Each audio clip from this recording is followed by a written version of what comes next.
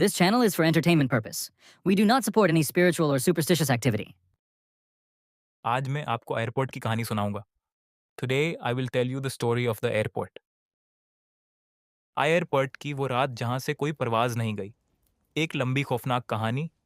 हर airport एक दरमियानी जगह है, ना यहाँ का ना वहाँ का।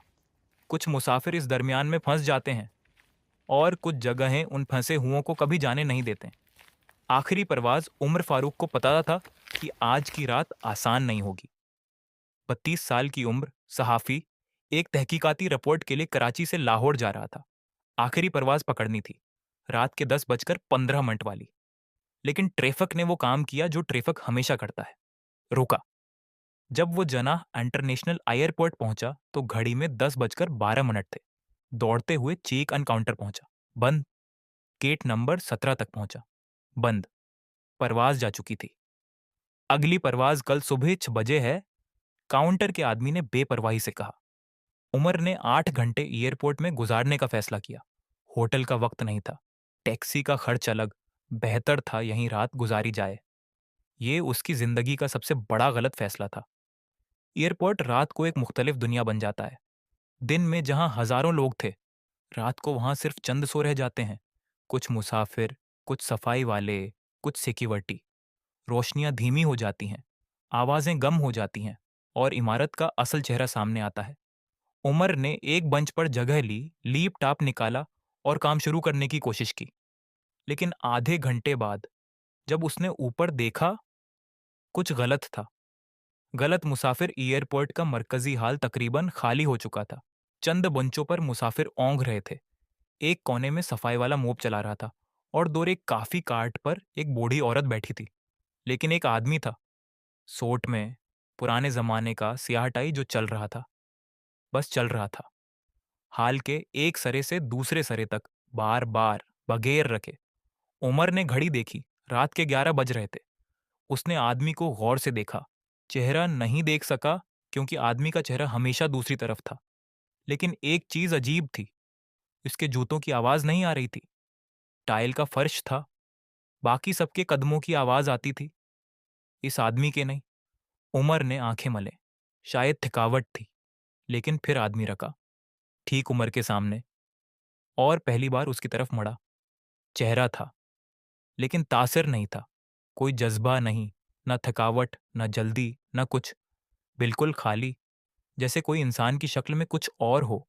आदमी ने बहुत धीमे से कहा, इतना धीमे कि उम्र को यकीन नहीं था उसने सुना या तसव्वुर किया।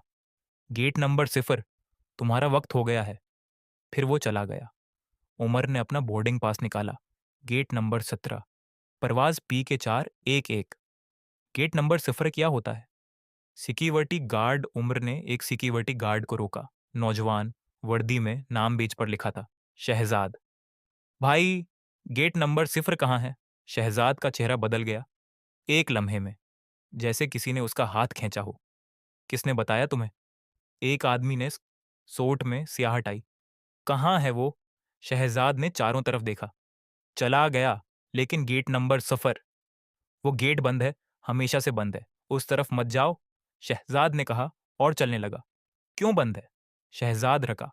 पीठ उसकी तरफ थी। कुछ देर खामोश रहा, फिर बहुत धीमे से, बगैर पलटे बोला, 1979 में उस गेट से एक परवाज गई थी, PK0। वो परवाज कभी पहुंची नहीं, न लाहौर, न कहीं और। रेडार से गायब हो गई। 237 मुसाफिर आज तक पता नहीं कहाँ गए। लेकिन कहते हैं रात को उस गेट पर वो मुसाफिर अभी भी हैं, अपनी परवाज का इंतजार कर रहे हैं। और वो आदमी जिसने मुझे बताया, उस एयरपोर्ट में सोट में सियाह टाई वाला कोई नहीं है, आज नहीं। और अगर होता तो वो जिंदा ना होता। शहजाद चला गया, तेज कदमों से। उमर ने नोट्स किया, उसके कदमों की आवाज आ रही थी।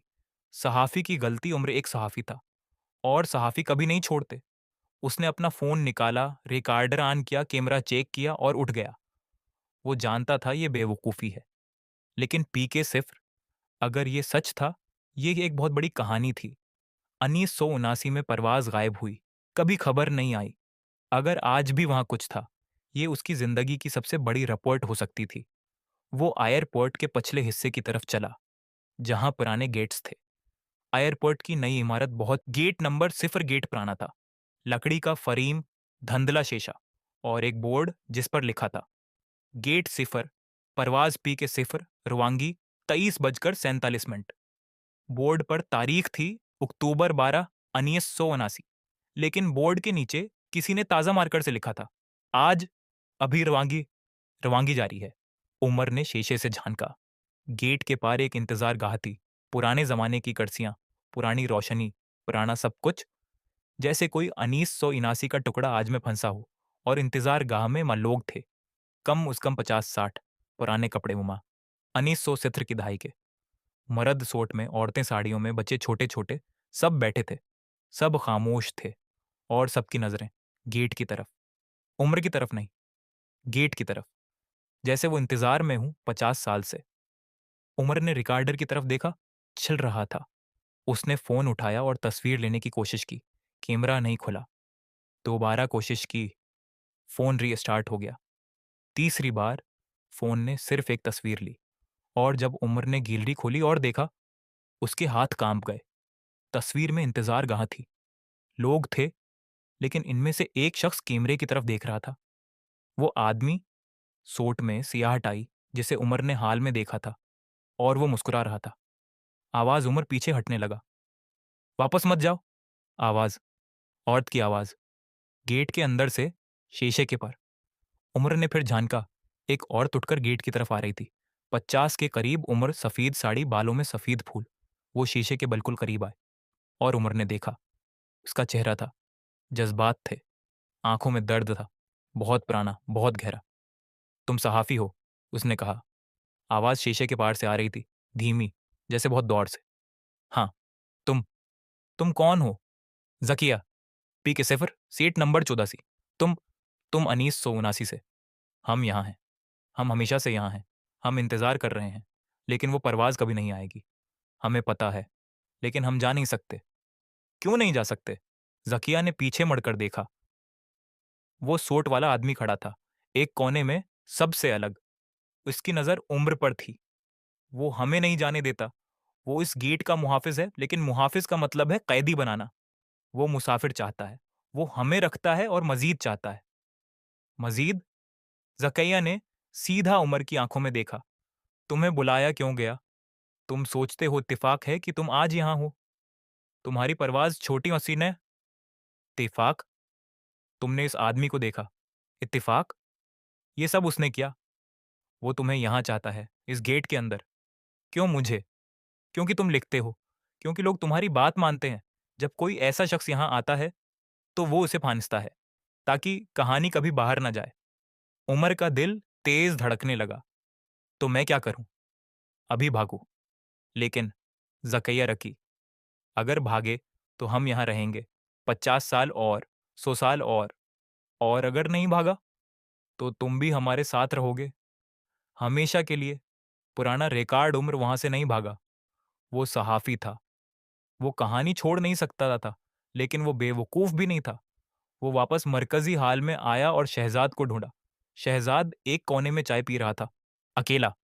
जब उम्र को आते देखा, तो चाय का कप हाथ में थाम लिया, जैसे तैयार हो।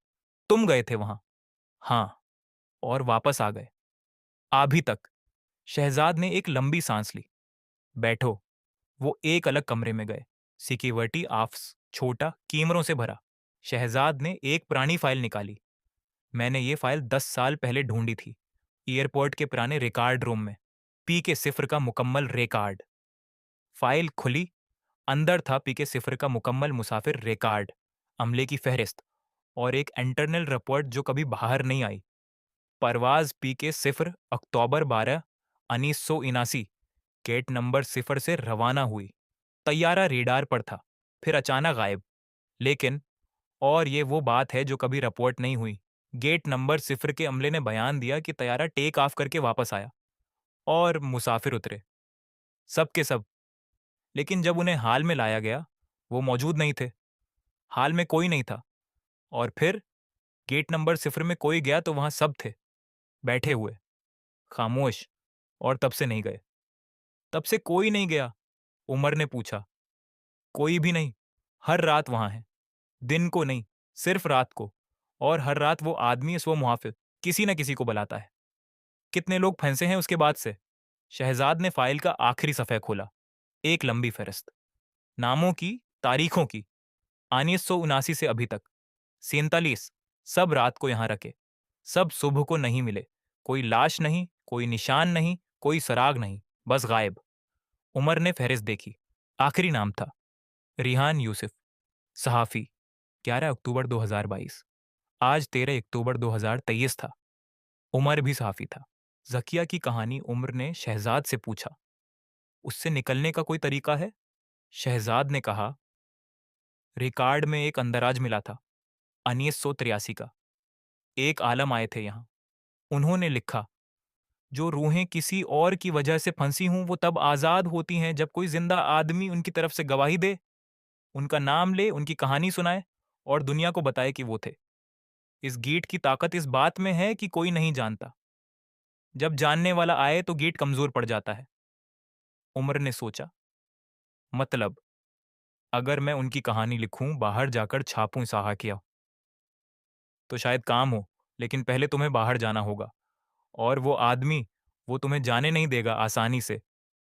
वो सहाफ़ियों को सबसे ज़्यादा पसंद करता है, क्योंकि वो जानता है कि अगर कोई जाने वाला है, तो सहाफ़ी ही है। वापसी, गेट नंबर 0 उम्र वापस गया, इस बार तैयार होकर।